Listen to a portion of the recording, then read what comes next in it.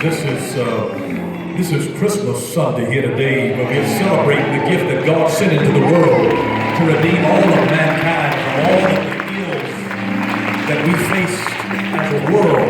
We're so grateful, we're so grateful, we're so grateful to the Lord. Well, I don't have a decree written today, so we'll just make up one. Can you follow along? Yes. All right, just say, come on. Lord, I thank you for Jesus. Lord, I thank you for Jesus. That he saved me. That he saved me. Died for me. Died for me. Redeemed me. Redeemed me. From the hand of the enemy. From the hand of the enemy. I am delivered. I am delivered. I'm blood bought. I'm blood bought. Spirit taught. Spirit taught.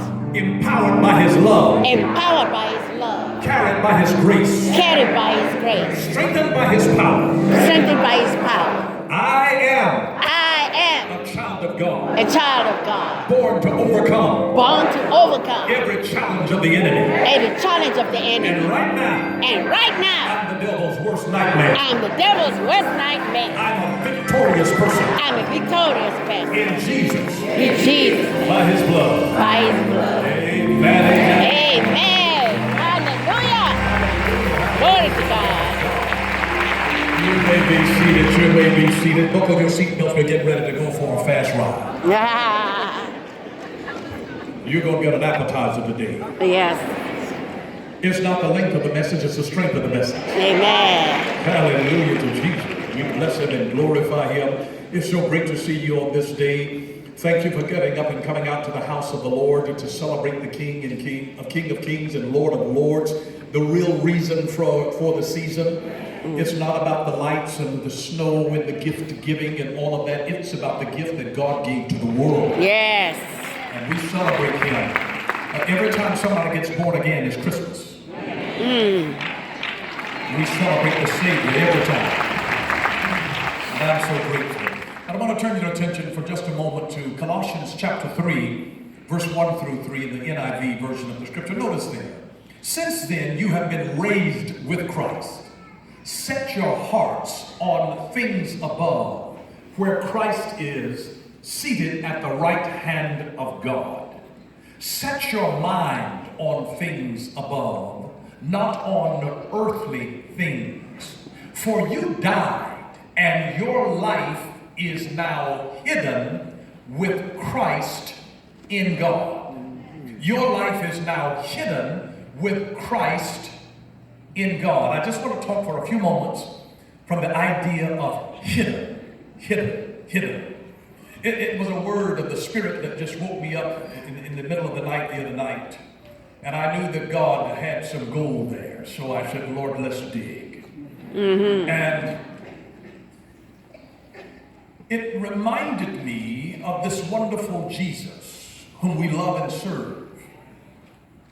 And how God hid Christ in himself.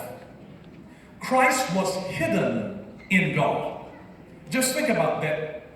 God hid Christ Jesus in himself. And then he hid him in heaven. We couldn't see him. He was in heaven. You know that in the beginning was the Word. The Word was with God, and the Word was God. He was already there. Jesus didn't start being when Mary gave birth to him. He was from the beginning.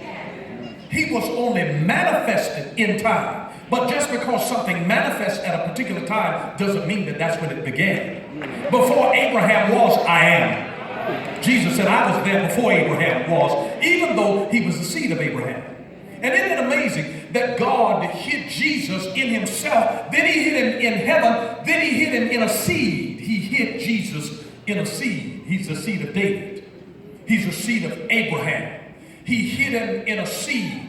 Isn't it interesting that God hid Jesus in shadows and types in the Old Testament? In types and shadows. Now you may not understand that, but it's a theological term when you use it to say that he's a shadow or a type. In the Old Testament, we saw shadows of Jesus. The Old Testament is Christ concealed. The New Testament is Christ revealed. Because he was hidden in the Old Testament. They couldn't see him for who he was. Jesus was hidden in the Old Testament. in types and shadows. What do I mean by a type and a shadow? By a type and a shadow, you've heard me teach you before that he was Abel's sacrifice. That's a type. Noah's rainbow. That's a type. He was Abraham's ram in the thickets. That's a type. He was Isaac's well. That's a type. He's Jacob's ladder. That's a type. He's Judah's scepter. He's Elijah's mantle. He's Elisha's staff. He's Gideon's fleece. He's Samuel's horn of oil. He's David's slingshot. He's Isaiah's figs. He's Hezekiah's sundial. He's Peter's shout. He's Paul's handkerchief and apron. He's Stephen's signs and wonders. He's John's pearly white city. Those are nothing but types that were hiding Jesus. When the Bible says that Jesus was a type, he was just a type. When he was David's slingshot, it means the same thing that killed the giant of David will kill your giant today. If you ever realize that you carry a slingshot, Jesus is hidden in a slingshot. He's hidden in Samuel's horn of oil. He'll come down and anoint your children, your sons and your daughters, when demons are trying to ride on your children. He is Samuel's horn of oil. I hope you get the type. He was hidden in a type and a shadow. He's just a shadow of things to come. He was nothing but a shadow. So God hid Jesus in himself. And then he hid him in heaven. And then he hid him in glory. The glory obscures him. You can't even see when the glory falls. I've been in the room when I know what it's like. Because when I was 14 years old, anybody in the room 14? Raise your hand. You're 14. 14. You're 14. You're 14. Look at these 14-year-olds. Stand up, 14-year-olds. Stand up. Stand up. God appeared to me when I was 14 years old. Stand up. Stand up, 14-year-olds. Stand up. Come down here, right here. Come here. Hallelujah. Glory to God. You're not too young. Hallelujah. Glory.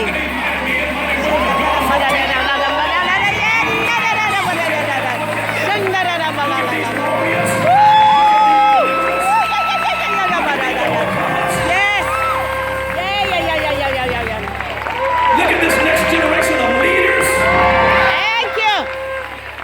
Thank you.